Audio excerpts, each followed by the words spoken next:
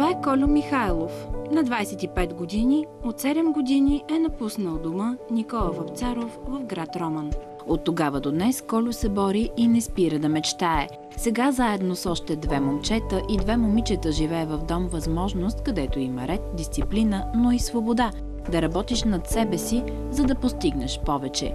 В живота ми е поднесе много сурови неща, които ако не ги изпиташ, няма да говориш като цяло за тях. Аз наистина съм ги изпитал и знам какво нещо е да си легнеш гладен, примерно, че го да е по-силен от тока. Имало моменти, дето не съм имал какво да ям и къде да живея и къде да спа и работата съм се стресил, но благодарение на тези фондации, които в момента ни подкрепят и ни насърчават, сме добре.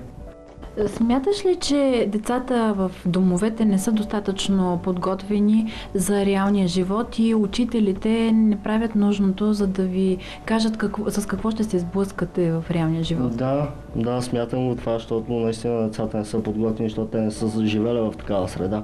Те са свикнали там, нали, в дома да има кой се грижи за тях и в един даден момент, както всичко ти е окей, излезеш на улицата и се сблъска с друг свят направо и ти е много по-трудно и ти не си подготвен, никой ти не е казвал, че примерно живота е труден, ти трябва сам да се оправяш. За всеки един човек е трудно да намери пътя си, не само за децата в домовете. Твоя път сега на къде е? Моя път за сега е напред и нагоре, благодарение на фондацията и на хората, които ме подкрепят. Имам цели и трябва да ги постигна, като една от целите ми е да завърша висшето си образование. Къде учиш сега? Спортната академия Васил Левски. Какво учиш? Сега учителски профил съм записал първи курс. След като го завършиш, как си представяш работата си, живота си? Малко по-подреден и малко по-устроен. Какво точно си представяш, че ще работиш? Станеш учител? Учител, да. В смисъл, щом сме го записали, учителската професия е готина като цяло, и самата държава се нуждае от млади таланти като учители и така нататък. И ще го работя като цяло. Склонен ли си да отидеш да преподаваш в дом? Разбира се. Даже много повече мисля, че ще мога да се справя, колкото в едно училище. Сега все пак живял съм в дом и знам къде са грешките на този дом и знам къде са минусите като цяло и плюсовете.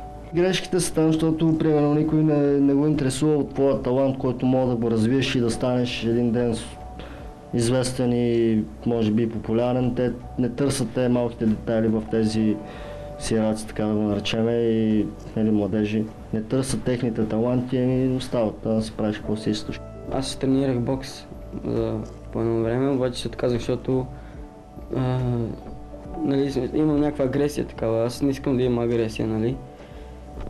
И в футбол искам да играя футбол, защото там има, нали, това е колективна игра, нали? Спортът те учи на всичко, на култура, на възпитание, в работа в екип, примерно, и така. Завършил ли си средното си образование? Не, още не. Учиш в момента? Да, уча, обаче. Смяташ ли висше образование да запишеш? Средно. Мисля, обаче сега не съм